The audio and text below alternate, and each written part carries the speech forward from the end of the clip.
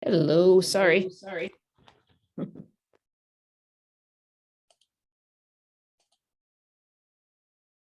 Okay, we have a quorum.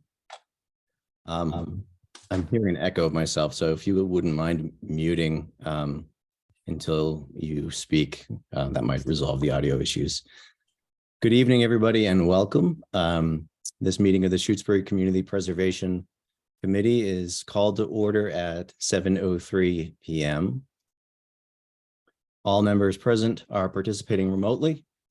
Matteo Pangallo, the chair, Miriam Defont, Rita Farrell, Alan Hansen, Elaine Puleo, and I saw Henry Geddes. Henry is here as well. The first item on our agenda is approval of the minutes from the committee's February 23rd meeting. Is there a motion and a second? I move we approve the minutes of the February 23rd meeting.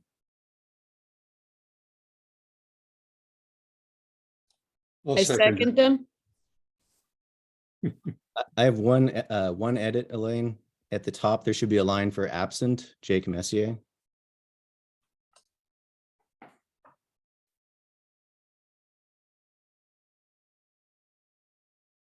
Are there any other revisions to the minutes?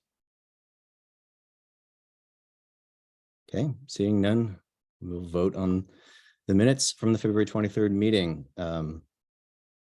Pangallo, aye. Defont? Aye. Farrell? Aye. Hansen? Aye. Puleo? Aye. Geddes?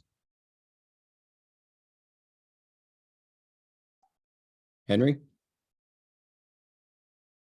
Aye.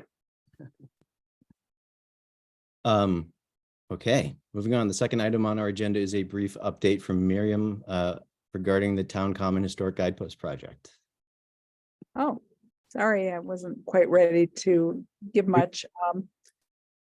I'm still looking at getting input from different preservationists for an approach to restoring the structure. I had a consultation with our circuit rider from Community Preservation, who advised us that there is no hard and fast rule about how much of the original structure must be preserved in order for it to qualify for CPA funds, but there has to be a general strategy to try to maximize as much preservation as possible. And I need to report back to the commission. There was a preservationist firm that was interested in looking at it, but they charge a fee for coming out and doing an assessment. So we would have to look at whether we want to pay for that, to have that second opinion.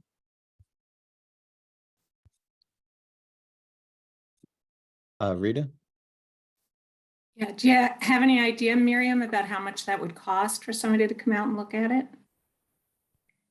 I have the quote. It's an hourly rate and they're coming out from North Adams.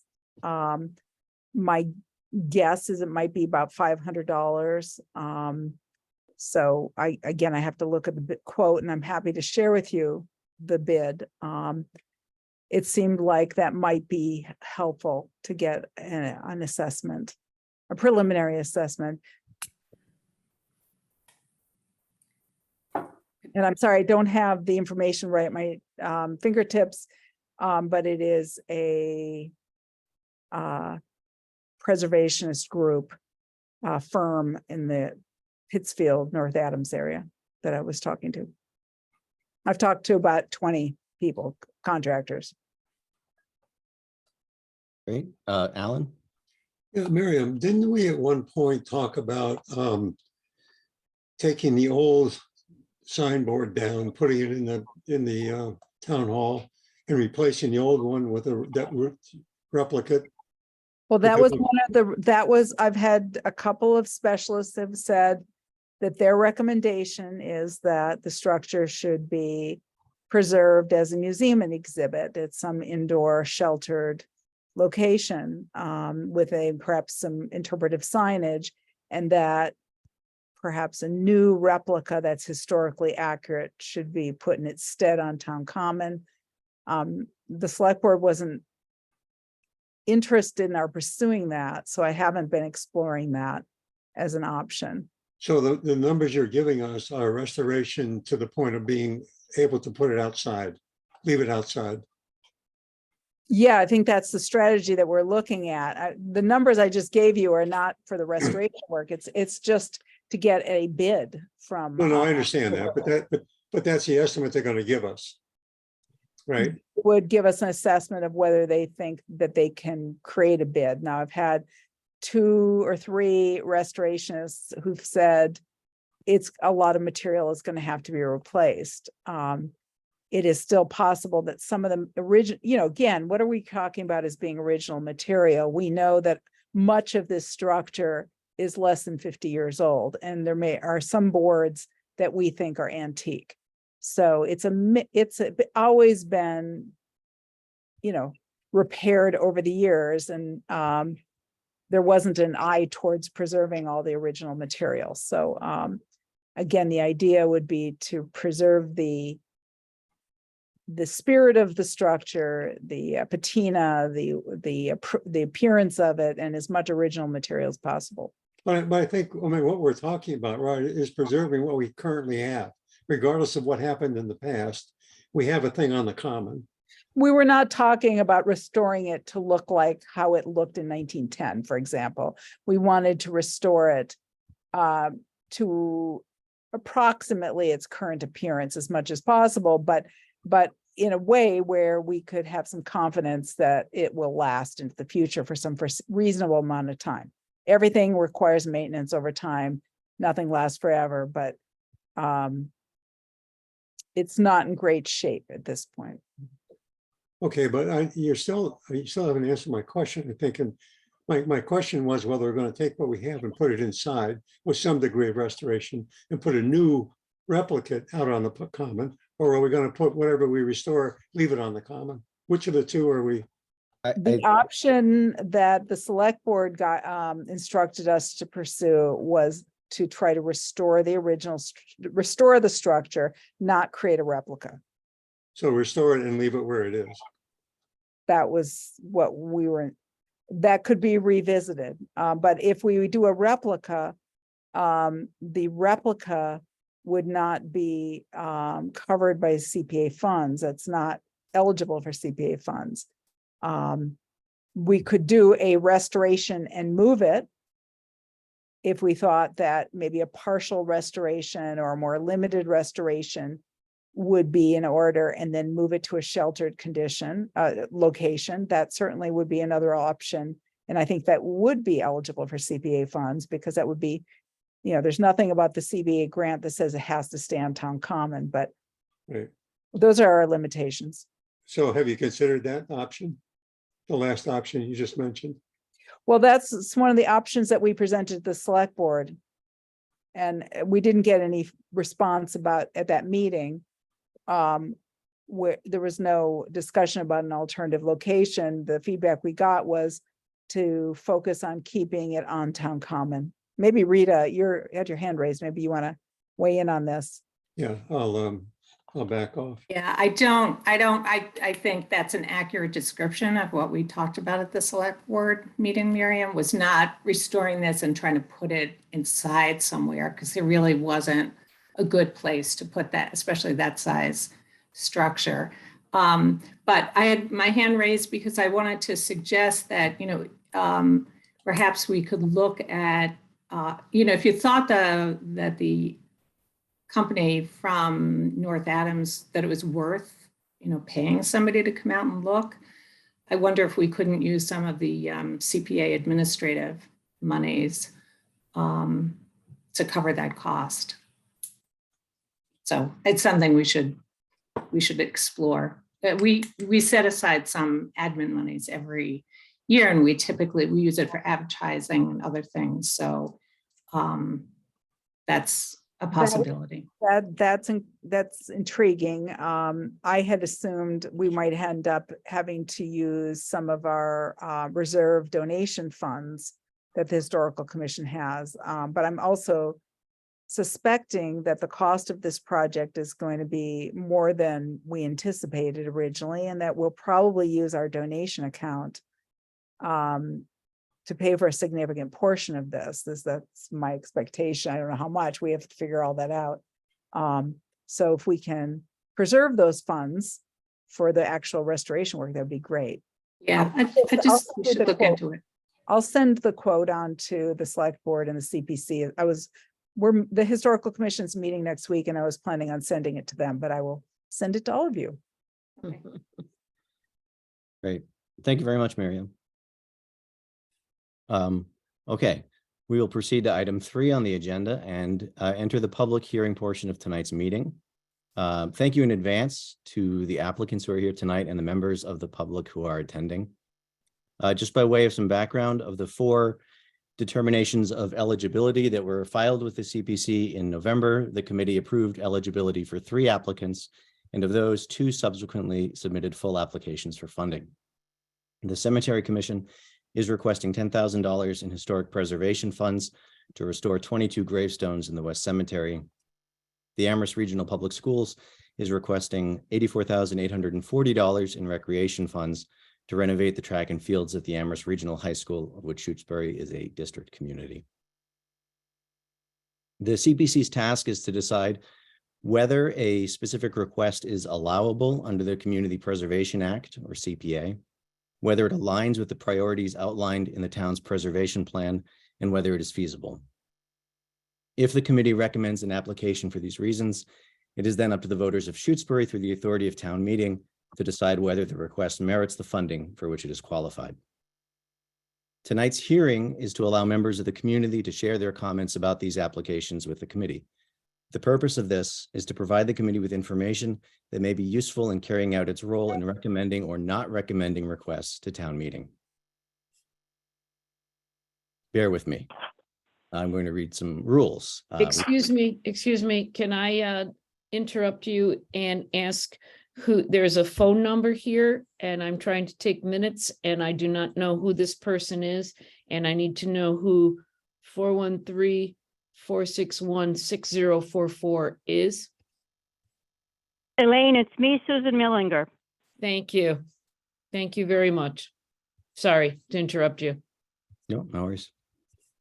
Allowed me to take a drink of tea. It's very nice. Okay, each applicant will have the opportunity to make a 3-minute opening statement summarizing their request for funding. Members of the public can access the full applications by visiting the community preservation website on shutesbury.org. Members of the public who would like to speak will then each have 3 minutes to comment on the application. Comments must be limited to the specific request before the committee and be relevant to the purposes of this hearing. As I've mentioned, the determination of both applications' eligibility was made at the committee's December 15th meeting, and thus their eligibility is not under consideration. The question before the committee is whether the proposed projects align with the priorities outlined in the Shutesbury Preservation Plan and whether they are feasible. The chair reserves the right to rule if a comment is not relevant to the question before the committee, or if it merely repeats points raised in previous comments, as well as to grant a speaker additional time if they request it and nobody else wishes to speak after them. Following each public comment, the applicant may offer a 1-minute response on the subject of the preceding comment. No response to responses will be permitted. If a committee member has a question or comment, that member may ask the chair to be recognized by using the raised hand response in Zoom. I would ask members of the committee to keep their comments to a minimum. We've had the opportunity at previous meetings to discuss these applications, and we would really like to hear from the public tonight. Unless allowed by the chair, responses to members' responses are not permitted. Members of the public will be recognized in the order in which they indicate they would like to speak, as signaled by using the raised hand response on Zoom.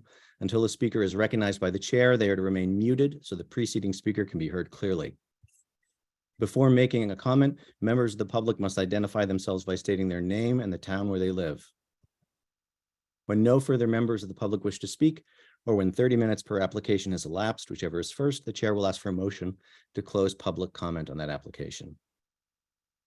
These rules are to ensure that everyone who wants to speak has an opportunity to, that the hearing remains on topic, and that we end at or as close as reasonably possible to the scheduled time. Are there any questions or requests for clarifications regarding these rules?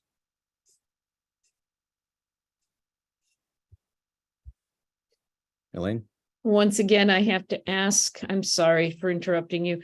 Diane, could you please give me your last name? Jacoby, Jacoby. Thank you. You're welcome. We will be accepting public comments on the applications in the order in which they were received by the committee, starting with our first application from the Shutesbury Cemetery Commission. Is there a representative for the commission present who would like to introduce the request? Well, I'm present, although I obviously have a Zoom problem, and I'm not sure if Walter is present. So Yes, I am. Can you tell me whether he is? Okay, Walter has priority. Okay. All right. So just a brief history and discussion of what we're applying for. 2015, the Cemetery Commission got a grant for, it's a 2-part grant to remove a lot of old diseased pine trees that were damaging some of our most historic headstones. And then the other part of the grant was to restore some of those headstones. It took quite a bit to get the whole project going. The grant was in 2015. We actually got the stones restored in September of 2020. Historic Gravestone Services from New Salem fixed 22 stones, restored 22 stones. The project was such a success and things were so well done that we decided that we would like to do as many more as we could to bring the cemetery, try to get it back in good shape. There was a lot of stones that over the years have been damaged. Some of them are very historic, back into the 1800s. So we asked Tamara Conde, who owns Historic Gravestone Services, to do analysis of our cemetery, the West Cemetery only at this time. She identified 43 stones that needed repair that were above and beyond what we could do with our training. And that was a cost of $22,500. We decided to break that up into a little bit more manageable bites. So for this grant period, we're asking for $10,000 from the CPC, and with other contributions, $11,000 to do approximately half of those stones to have them repaired. In the past, when what has been done in the process that will take place is that Tamara will photograph and document each stone before any work is done with the description of what needs to be done. And as a matter of fact, that's already been done. And then they will, in this case, we'll have her choose the stones needing the most work. And it's usually prioritized by safety, then historic value, and then anything else following that. So what she'll do is she'll photograph them, restore them, and then we get a very nice report with them photographed again. So you have before and after what was done, and everything documented very well in a nice report. That's pretty much what we're looking for at this point. Thank you very much for that explanation. Unless, Susan, do you have anything to add to that? Nope, thank you. No. Okay. We will open the floor for public comment.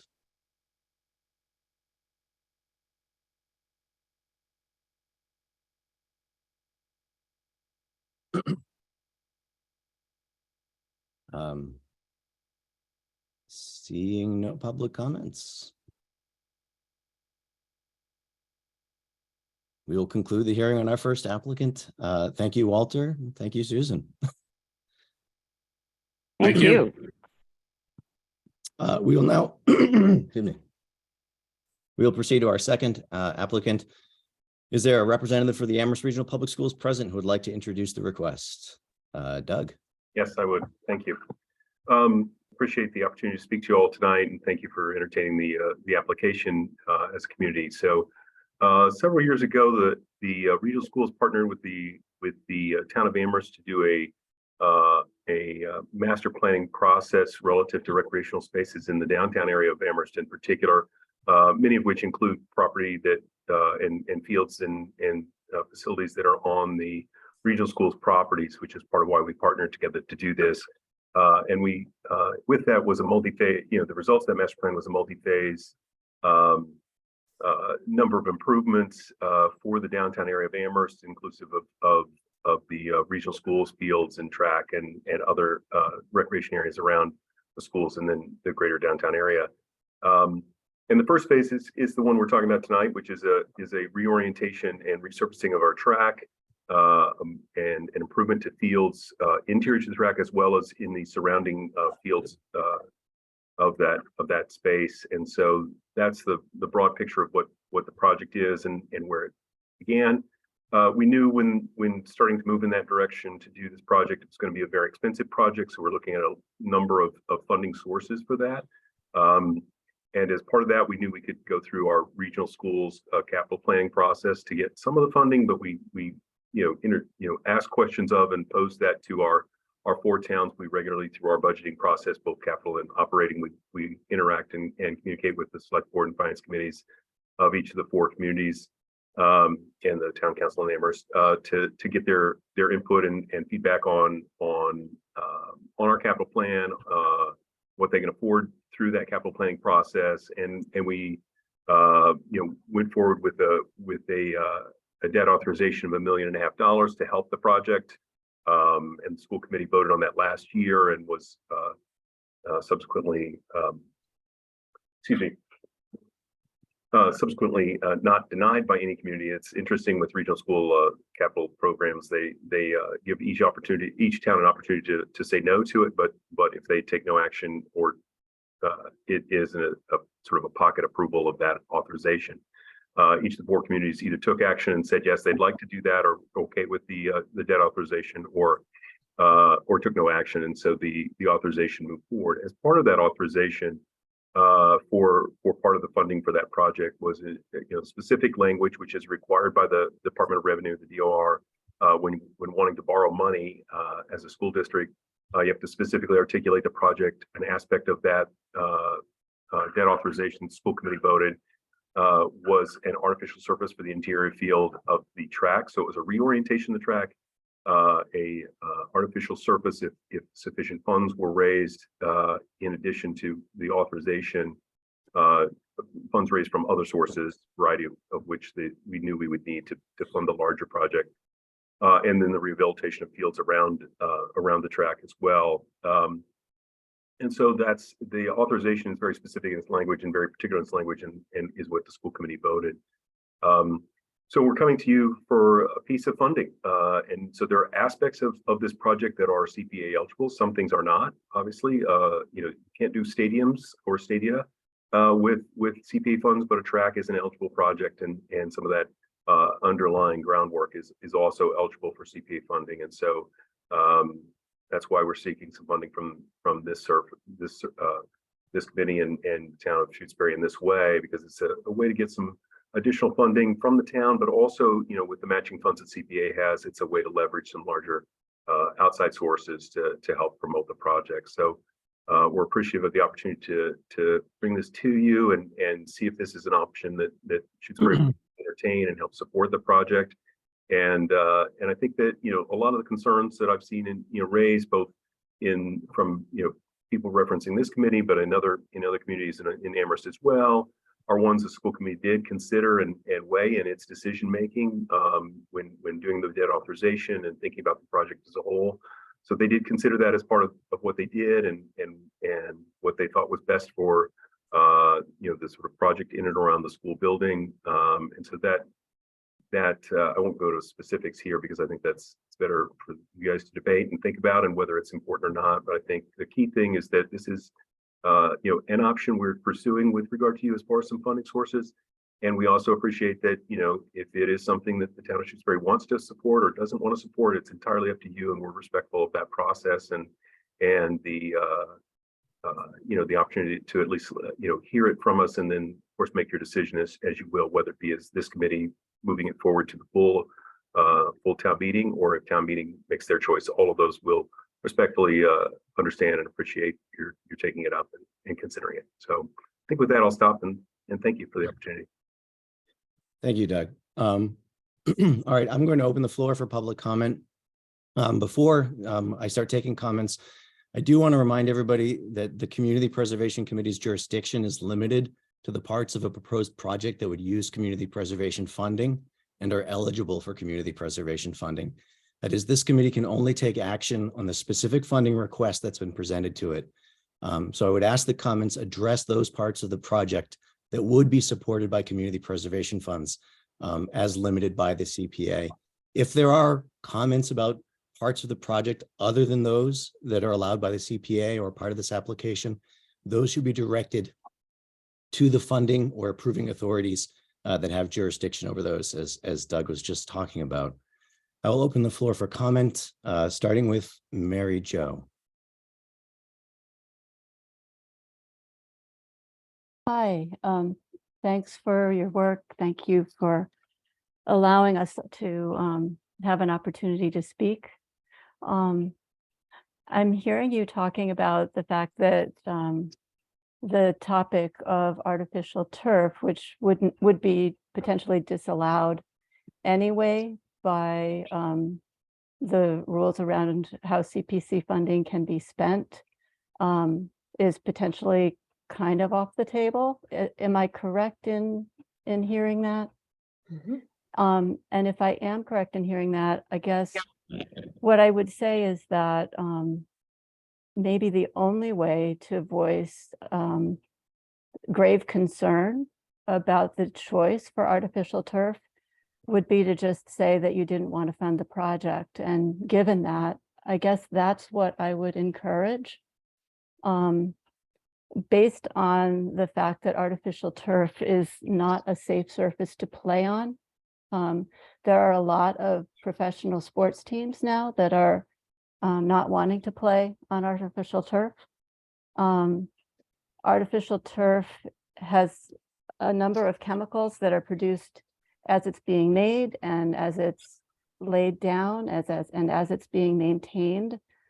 Including PFAS, which has been a big concern of our town recently. PFAS is a chemical that we don't know how to get rid of, that does not break down, that's present in 99% of people right now, and that causes cancer. So I would really urge the people on this committee to take into account the fact that supporting a project that includes artificial turf is endangering the safety of students in that regard, also in regard to their well-being while they're playing on this surface. Students and professionals that play on artificial turf are much more likely to become injured from turf burn, from bacterial infection, These surfaces have to be, or it's recommended that they be disinfected after every single game, because they do grow bacteria, they do grow fungus. And orthopedic injuries are higher on artificial turf. Also, the temperatures on artificial turf fields are a lot higher than the temperatures on grass fields. The temperatures can go up as high as 140 degrees. So you're looking at increasing the possibility of heat stroke for students. And then you've got to think about also the people that are maintaining this and working with these chemicals and being exposed. To me, it's just not something that is really ethical to consider. There are a number of states now where legislation is pending against the use and purchase of any product that includes PFAS. And if that goes through, the possibility of not even being able to replace or repair this field within a number of years is likely. So in the spirit of community preservation and community safety, I would really encourage this committee to come down on the side of having or asking the regional committee to take another look at option 2 in their plans, and consider the fact that there are local resources in terms of people who can work, people who can advise, and people who already have organic turf fields that they're providing for their schools. And I would really hope that our regional school could be a leader in providing a solution that is safe and sustainable into the future. Thanks. Thank you, Mary Jo. Doug, would you like to make a response? You have a 1-minute response you'd like? Yeah, I'll make a small response to that. I think that certainly the surfaces. I think there are a number of aspects of evaluating the risk of the different field types, and so I think that's a consideration that you all should weigh and think about as part of this, because while effectively not specifically funding the field surface, it does passively, I guess, fund the project, so that passively funds that surface. So I think that's your choice and your determination that you and your fellow members of the town of Shutesbury need to decide. I think the other thing is that a number of concerns, with regard to the space and going with a natural surface versus an artificial surface is there are considerable differences in amount of playable time, and availability of the surface, and to that end also the need for additional resources to be applied year over year in maintenance, but not only of that particular space, but also any additional space that we need to have to get the hours of playability that we need. And so I think those are legitimate concerns and things that you guys can consider and should consider. I think given the way the debt authorization is currently structured, which is part of what's necessary to move forward with the project, it did explicitly mention the artificial surface, and so that debt authorization would have to be rescinded and re-voted to change that. So it's an involved process, but nonetheless one that is a possibility if necessary. Thanks. Thank you, Doug. Next public comment, Carlos.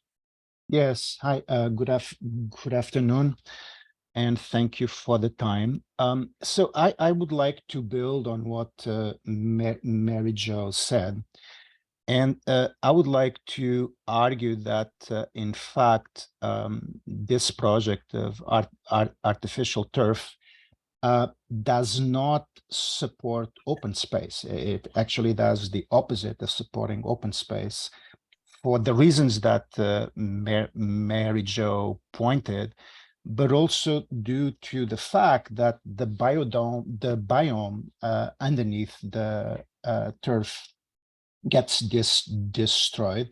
There's a concern that the Ten Brook runs under, there are wetlands nearby, and so if the mandate of this committee is to support projects that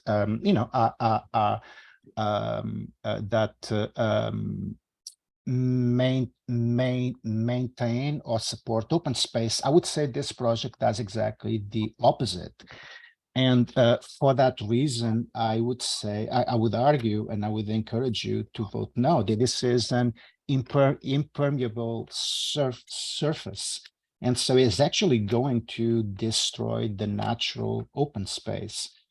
I know that this is not a direct consideration of the committee, but I also think that at a time that we're living at such a crisis, an environmental crisis, I think it is unwise to fund projects that are clearly against environmental balance. And I think that should be a consideration too when one talks about open space. Thank you. Thank you. Just as a point of clarification, the application was submitted under the category of recreation and not under open space, which are distinct under the CPA statute, even though we kind of lump them together often. So I think it's important to note that. I can speak to that if you give me a want to minute. also again say that the jurisdiction of this committee extends only to the use of community preservation funds. So again, if there are concerns about parts of this project that are not being funded by law, by community preservation funds, those concerns should be addressed to the authority who will be issuing those funds if the project goes forward, because it is not within the purview of the Community Preservation Committee to fund artificial turf or not. We can't. So on that, Doug, you have the opportunity for a 1-minute reply. I'll comment a little bit about the Tanbrook, and I thank you for bringing up that point. The Tanbrook is currently, runs underneath the fields that we currently have. It is currently culverted as it stands now. We'll probably maintain that. Obviously, any work we do there, regardless of the specific nature of the project, any work we do there will require us to be very, very careful relative to that and the areas surrounding us in that environmental impact. So we will have to consider that, and we do have that as part of the planning and consideration as we go through that. So I do want to just make sure we are aware of that, and we are conscientious that will be a piece of our work that we need to do to maintain and preserve those that Tanbrook and its current status and meet all the environmental regulations and requirements of that and the wetlands around us. So I just want to note that. Thank you. Thank you. Zipporah?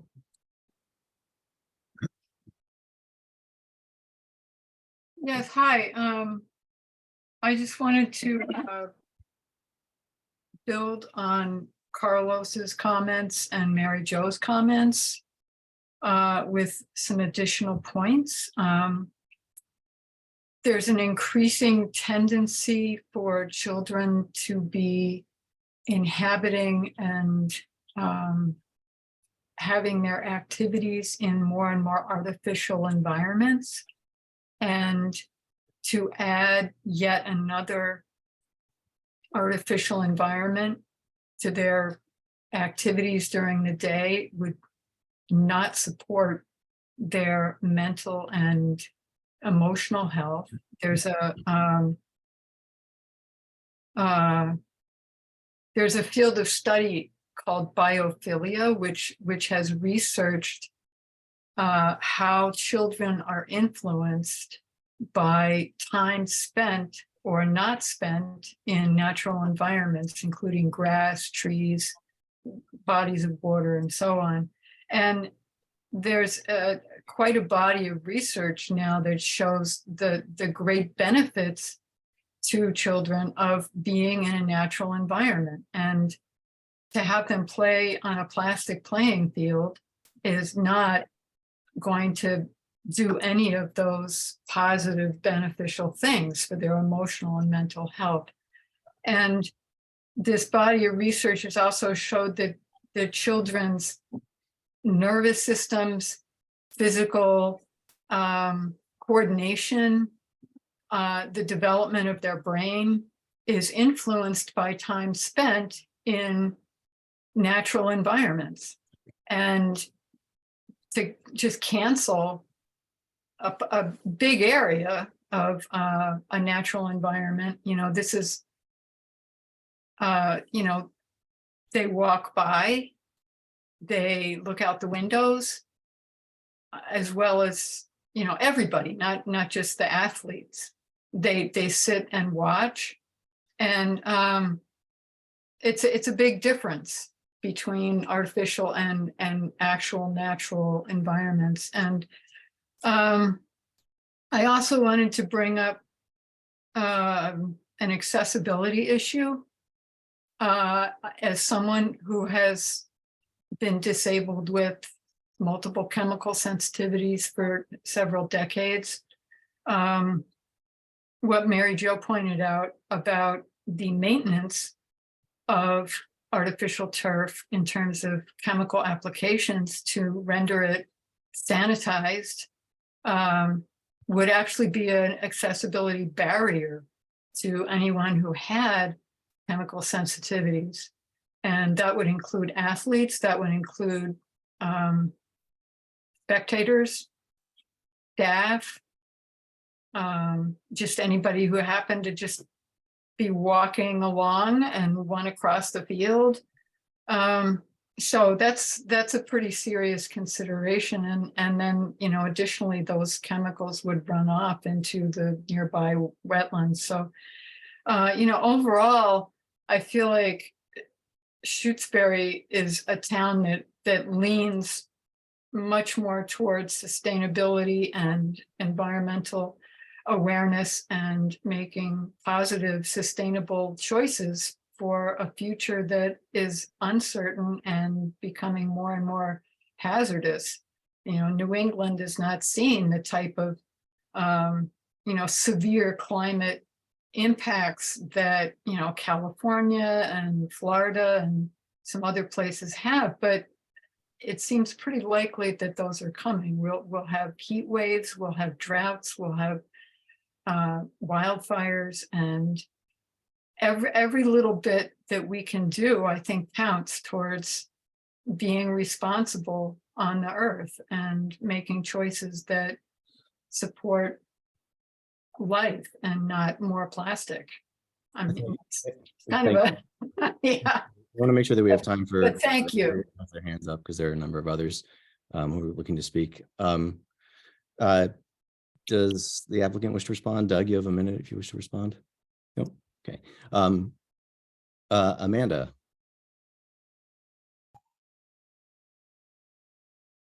Hi, Amanda Alex Shutesbury. I submitted a letter with the names of 20 Shutesbury residents who support a denial of this project by the CPC. And it covered a lot of the areas that have already been spoken to by Shutesbury residents. But I would like to talk about one particular part of the letter that talks about enabling legislation, MGL Part 1, Title 7, Chapter 44B, Section 5B2, which talks about the particular types of projects that are allowable under the law to be funded with CPA funds. And when it comes to artificial turf, it says, with respect to recreational use, the acquisition of artificial turf for athletic fields shall be prohibited unless it was something that was approved before July 1st, 2012. That sounds to me like this application should be deemed ineligible and denied just on that, although I totally support and agree with all of the other things that people have said before. And it's all in the letter anyway. Okay, so I would ask the committee to consider that heavily. Thank you. Thank you all. So as a point of clarification, again, the application that was presented, the application in the second paragraph indicates that the applicant is aware that there are not just artificial turf, but also other things that are prohibited by law. Those things would also be stipulated as a mandatory requirement in the grant agreement if one were executed. However, in terms of determining the eligibility of spending CPA funds on a project that includes the use of artificial turf, the precedent that we have to go by, the only court ruling precedent on this is a court case that was decided in May of 2021, Silverio via the town of North Andover, which establishes that while CPA funds cannot be used to purchase artificial turf or to install artificial turf or for the preparation of a site for the installation of artificial turf, CPA funds can be used for other parts of a project that use artificial turf. That includes planning and design, making the facilities ADA compliant, costs associated with tracks, costs associated with open grass fields, costs for infrastructure and so forth. So while CPA funds cannot be used to purchase turf, you're absolutely correct. As a point of clarification, the only guidance that we have as far as case law indicates, in the case of Silverio, that it is allowable to use CPA funds for other costs in the project, which is what the applicant has indicated they intend to do. And this is why, again, the question of eligibility is not before the committee at this meeting or when it votes in April. The applicant has the opportunity for a 1-minute reply. Okay, I would please ask members of the public who would like to share their thoughts about this to make sure that we are addressing new concerns and that we are addressing concerns that this committee has jurisdiction or is authorized to address in the funding request before us. The CPA law does not allow us to fund artificial turf. It is not before the committee. Maria? Thank you for letting me speak. My name is Maria Kapicki, and I am a resident of Amherst. I would like to speak with you about the issue of feasibility of this project, and I'm going to talk about the financial aspects. The original cost estimate that was given for this project was $4.7 million, and that was in 2021 dollars. Weston and Sampson, the people who did, the consultants who produced that number, also cautioned that cost escalations should be included. And in fact, the Amherst town manager and finance director of the town revised those numbers to accommodate these escalating costs and came up with anywhere from $5 to $6 million, so that cost has greatly increased.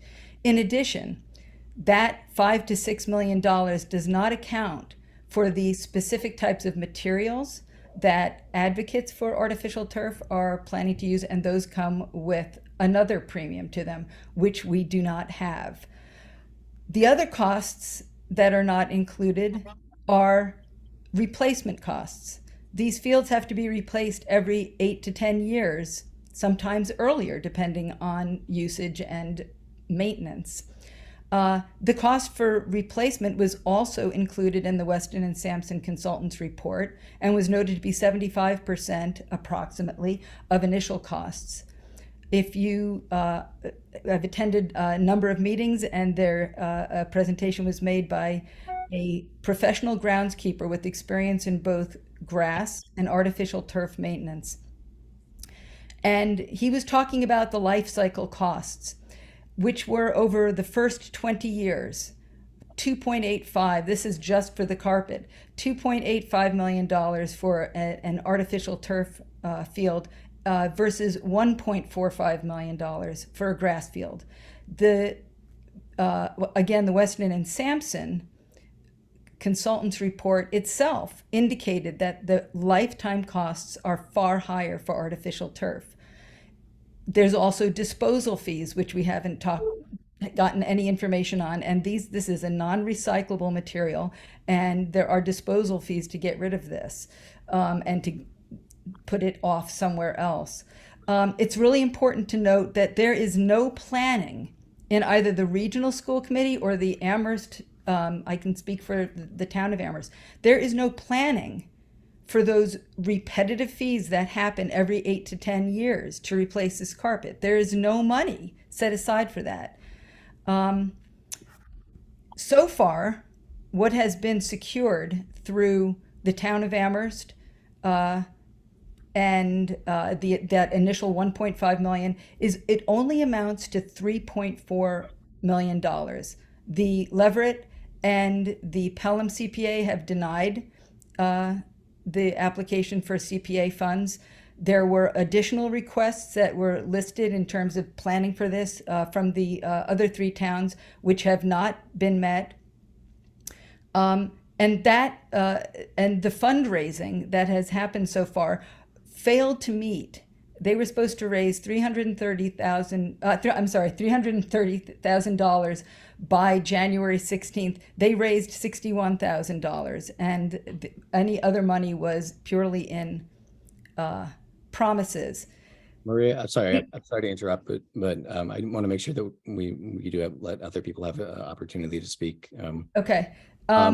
Before I would just like to say that we are several million dollars away from being able to start this project. So any money that would be given by CPA would be sitting and being held. There is no fundraising deadline. There is no deadline to say whether they have the money or not. So this is a financially not feasible project. Thank you very much for bringing that to the committee's attention. I will just also say that the Shutesbury CPC, beginning this previous year, has begun instituting a set period of time within which CPA funds that have been awarded by this committee or by town meeting need to be used.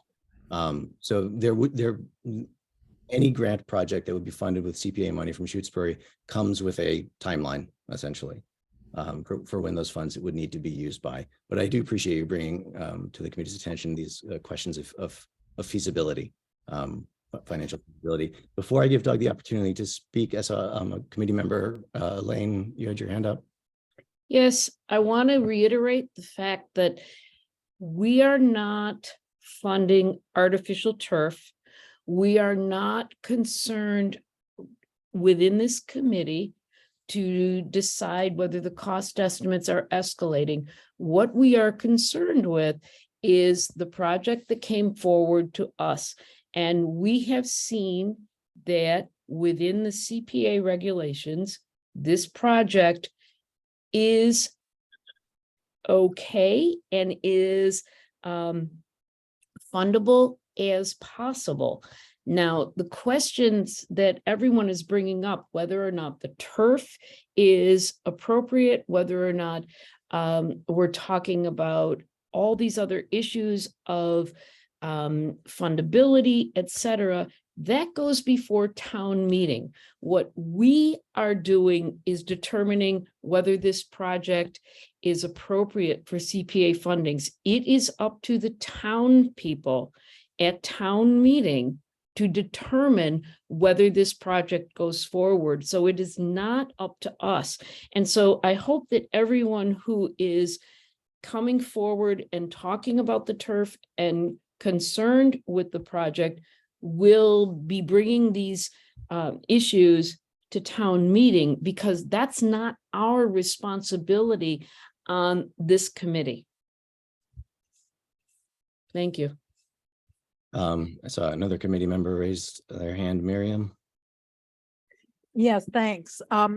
Given the comments being made about what our charge is, I guess my question is what is the meaning of our vote? What are the criteria that we are supposed to be using to evaluate projects? Or is it simply that we are a passive pass-through for town meeting to decide? I had the sense that we had to evaluate whether we thought projects were complete enough, viable enough, reasonable enough, and consistent with the CPA statutes.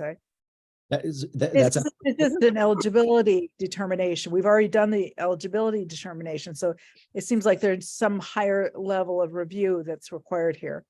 I think that the evaluating criteria that you just mentioned, Miriam, are precisely what we should be thinking about.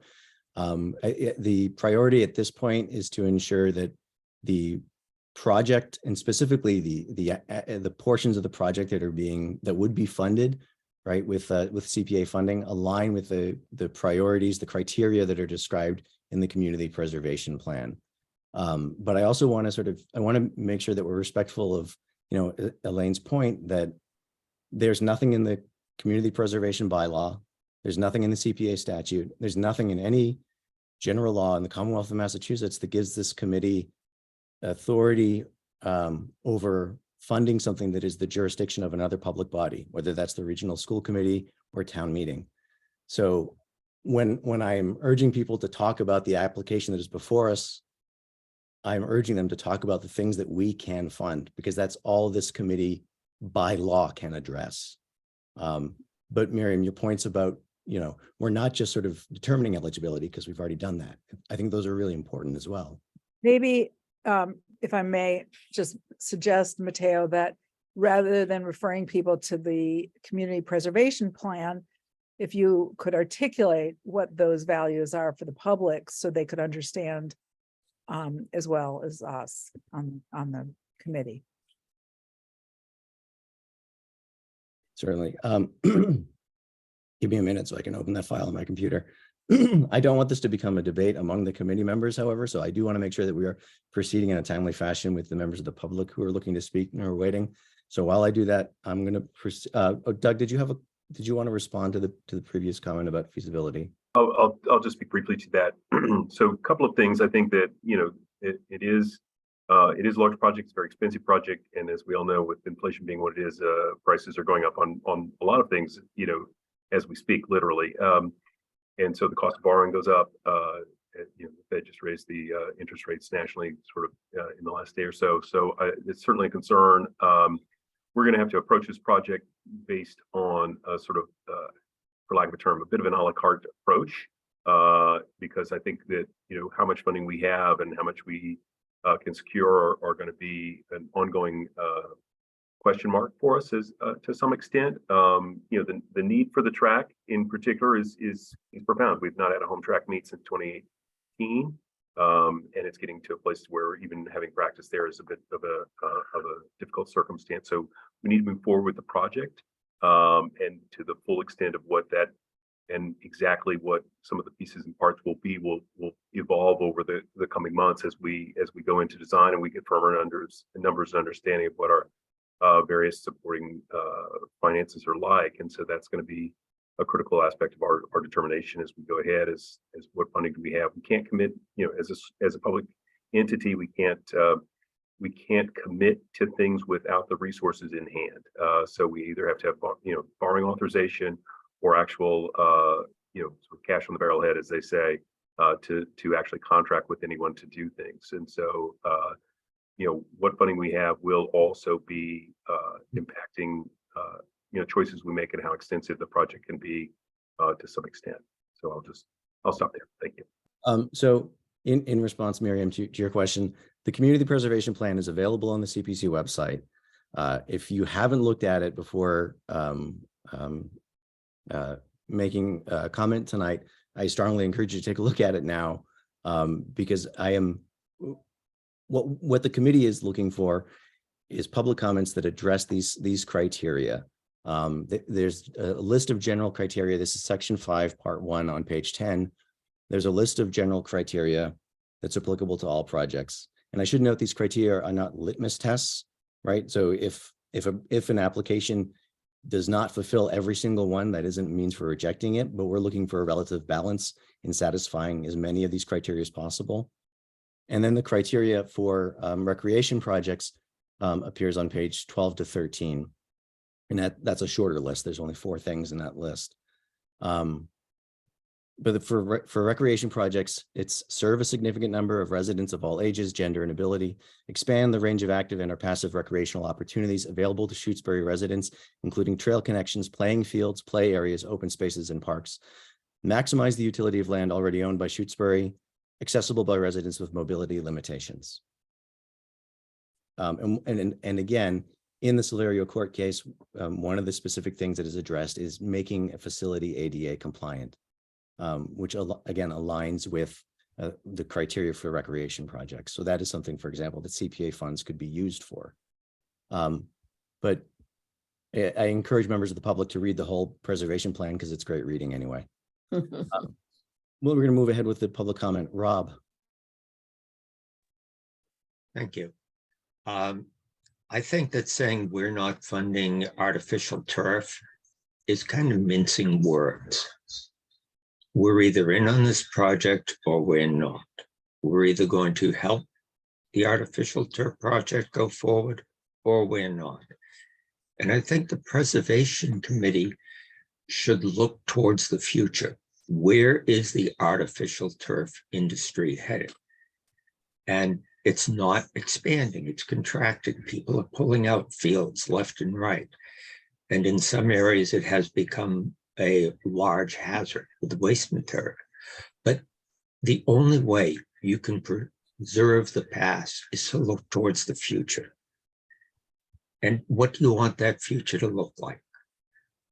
I think that the CPC should not have any part of funding this project whatsoever. I don't think it's at all keeping within their mandate or with what they ought to be doing, legal or not. Thank you. Thank you, Rob. Does the applicant wish to make a response? Okay. Miriam, you still have your hand up. Did you want to make a comment? Katie.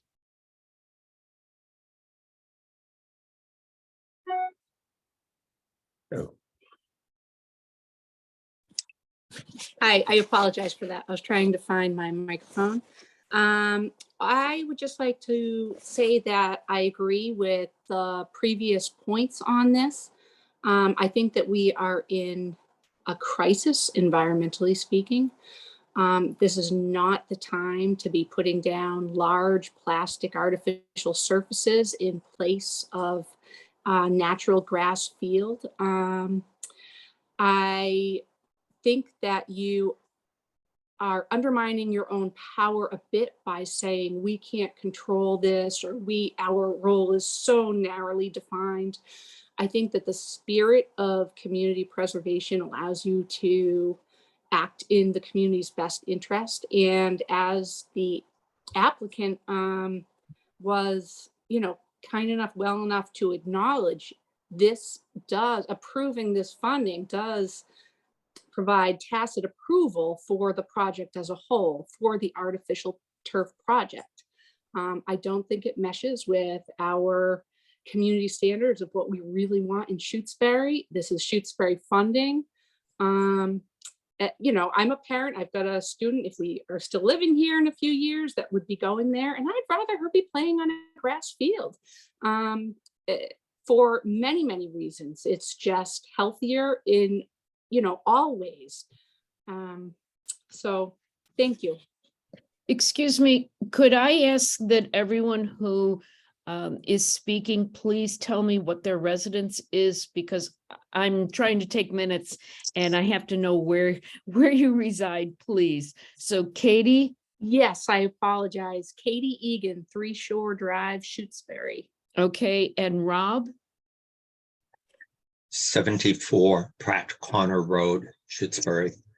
And Maria, I heard that you are an Amherst resident. That is correct. Okay, and I know the rest of them. Thank you very much. I'm sorry, but if you could all please identify what town you're in, that would be really helpful for me. Thank you.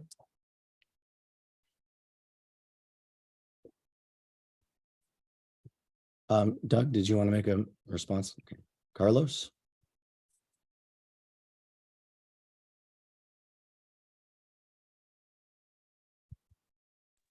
Carlos, He's you're not muted.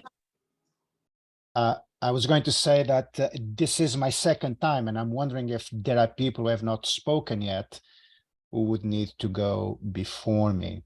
I mean, I still want an opportunity to make a comment, but Okay, if that's okay, I will go. So I think what I want to argue here is that I agree with the point that even if we're not directly funding the artificial turf, we will be funding the surrounding infrastructure that makes the artificial turf possible. I mean, we will do that. I think we can all agree. We'll still be supporting that. I would like to for the members to please consider that actually this artificial turf is an inappropriate recreational project. I played indoor soccer for a number of years on artificial turf, and I got burns. I got a number of problems, muscular problems, because just the feet do not slide; they get stuck on the turf. And so I think that because of all the negative environmental impacts, and because also of the negative impacts on health, I would like to ask you to please consider that this may actually be an inappropriate recreational project. And that's sort of the main point that we're trying to make here. Please, this is because of the negative impacts on health and environment. This is not an appropriate project to be funded by funds that are meant for recreational open space. They're just not. And it takes a little bit of a switch in mindset. But I would like you to please consider looking at it from this perspective. Thank you. Thank you. Doug, did you want to make a response? Mary Lou? Hi, yes, Mary Lou Conca, and I live in Shutesbury, and I've been listening, and I agree with the majority of the speakers. If this evening the CPC people are taking a vote, I strongly encourage you to vote no. And by handing over this money, you are participating in an act that in the long run is going to expose our children to chemicals that are known to cause cancer. Okay, so in my book, that's child abuse. Thank you.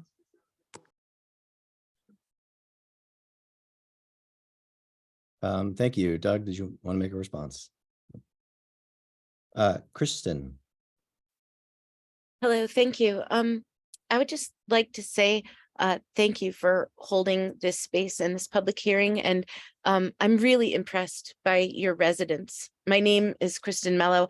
I was asked to join your meeting today by some residents who wanted me to be available in case you had questions about the scientific or environmental implications of the choice before you. Could you please tell us where you're from? Oh, I'm sorry. Westfield, Massachusetts. 27 Moseley Avenue, if you need it. No, I just need the town. And I just, you already have a written statement with references and links for any information I might give you. But I wanted to highlight in your specific criteria for recreation projects, item C is to maximize the utility of land already owned by Shutesbury. And the fields that you're talking about, if I'm not mistaken, are jointly owned. And here's the problem, and I haven't heard it mentioned yet. Every acre of impervious surface for every inch of rain gives you 27,000 gallons of stormwater to manage. And the problem that's in front of you is that there is already an impaired and culverted brook there. And so if you were to add for every inch of rain, 27,000 gallons per acre, all of the other fields adjacent to this field are going to end up soggy and unplayable. And because this hasn't been worked out completely yet, and the plans haven't been worked out completely yet, nobody's talking about it except for a couple people in public hearings at random city meetings. And the thing about it is that you don't want to solve a water problem by creating a water problem. And Mr. Slaughter was already kind enough to say that support of this application is passive support of an artificial turf field. He already said it. And your priorities are to expand the land you have for recreation, not remove the land you have. Plastic is not land.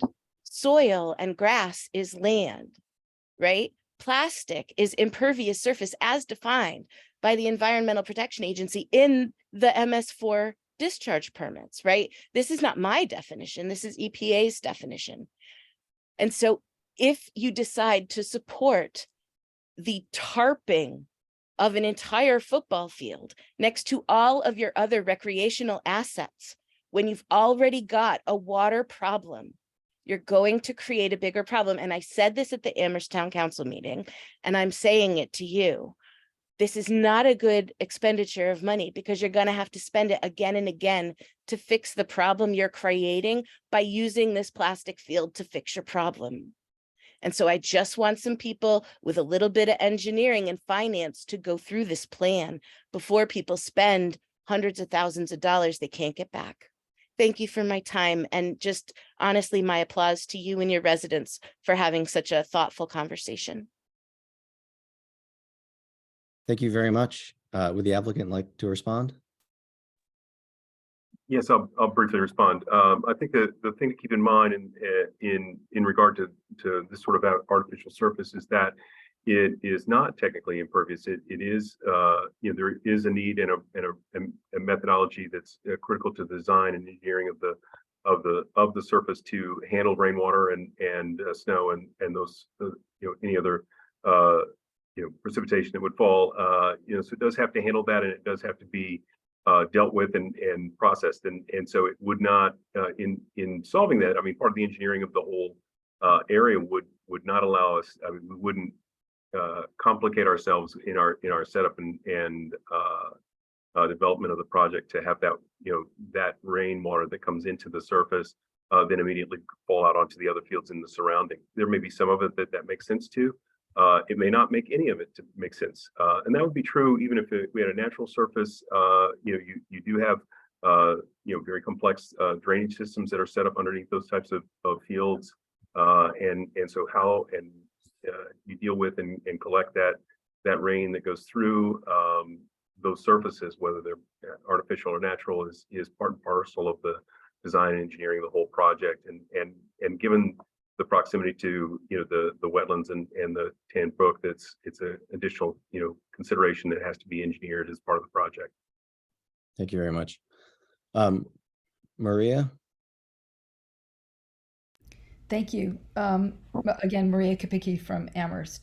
I'm glad that we're talking a bit about water, because I think it's also important to note that the studies that have been done on this project by Weston and Sampson did not include any geotechnical hydrologic analysis, nothing about the wetlands that are in the northeast corner of this property, nothing about the Tan Brook, nothing about how to manage the stormwater. So I'll keep talking about the costs. These are not costs that have been included. The other costs that have not been included are maintenance. And there is no equipment to take care of artificial turf fields. The Amherst DPW is responsible for taking care of these fields. They don't have the equipment. So that would be something else that they would have to purchase and then train on and learn how to do.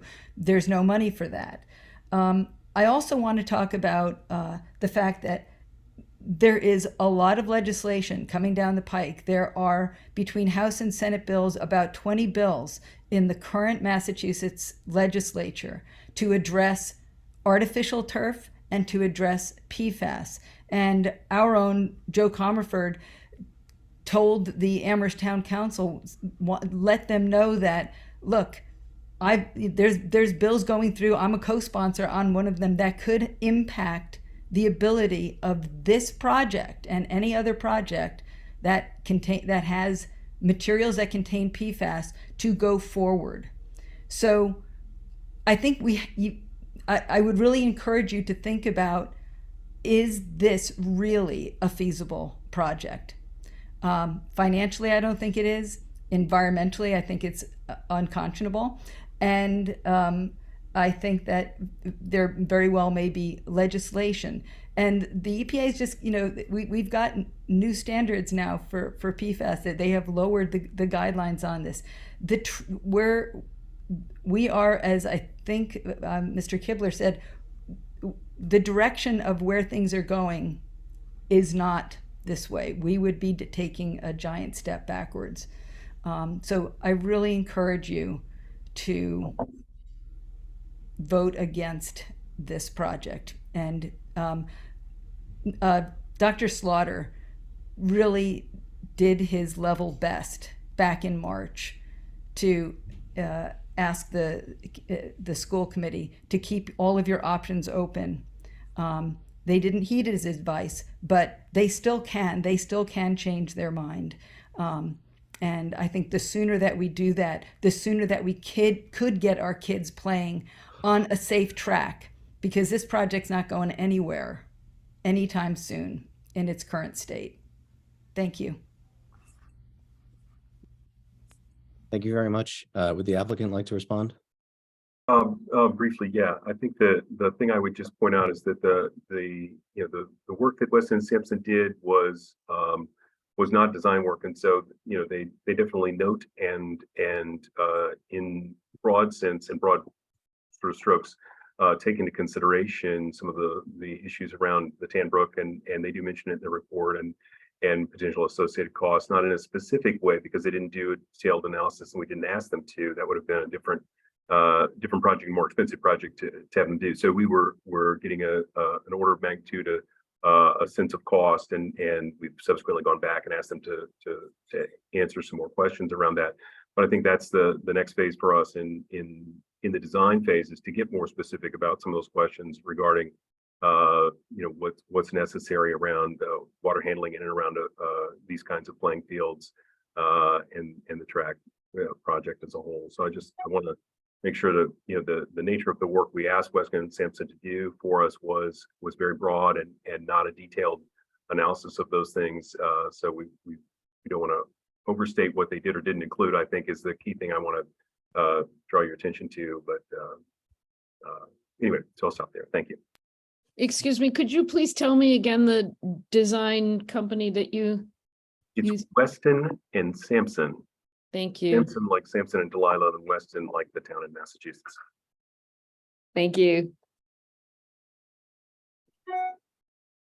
Are there any additional comments relevant to the question before the committee? All right, seeing no further comments, the chair will close the public hearing portion of this evening's meeting. Thank you to our applicants for attending this and our previous meetings over the past 4 months. Thank you also to the community members who attended tonight and who sent their comments in writing and shared their thoughts with us. We deeply appreciate hearing all of your perspectives. The committee will conclude its deliberations on these applications and take action on whether to recommend or not recommend them at our next scheduled meeting on April 6th, because we have a lot to digest and I don't think we are prepared to take a vote right now. At that meeting, we would also draft any town meeting warrant articles relevant to those requests. Now that the public hearing is over, there is one final item on the agenda that the chair would like to bring to the committee, and this is pertaining to the other warrant articles that I submitted to you. These are the warrant articles that we voted on. I submitted them to town council and have subsequently revised them in light of council's feedback. The Lake Wyola article is a minor revision. There's no action necessary for it. I have contacted the board of directors at the Lake Wyola Association, so they have due notice that this would be on the warrant and town meeting. The R15 article was a bit more complicated. Town council recommended splitting it into 2 parts, which is why we have 2 articles under consideration for that. She advised one article to formally rescind the prior appropriation of $5,000 for the parking area. And then a second separate article to appropriate those funds then to the Conservation Commission. You're going too fast for me. Oh, sorry. It's getting I'm late. sorry, but whoa, I No, can't no type that problem. fast. So the Lake Wyola article, I don't think we need to take any action on it, but the fact that we have two separate articles for the R15 issue, my sense is we should vote on those. I sent them out to you by email, I think a couple of days ago. The first one is essentially rescinding the $5,000 from the R15 appropriation for the purchase from Kestrel Trust, which is in keeping with the application, right, that was submitted. Is there a motion and a second? Ellen, I think that was a motion. Yeah, sorry, I was muted. So move. I'll second. Is there any discussion? Seeing none, we will vote. Pangallo, aye. Farrell, Aye. Puleo, Aye. Hanson, Aye. Font, Aye. Geddes. Aye. All right. Thank you. That motion carries.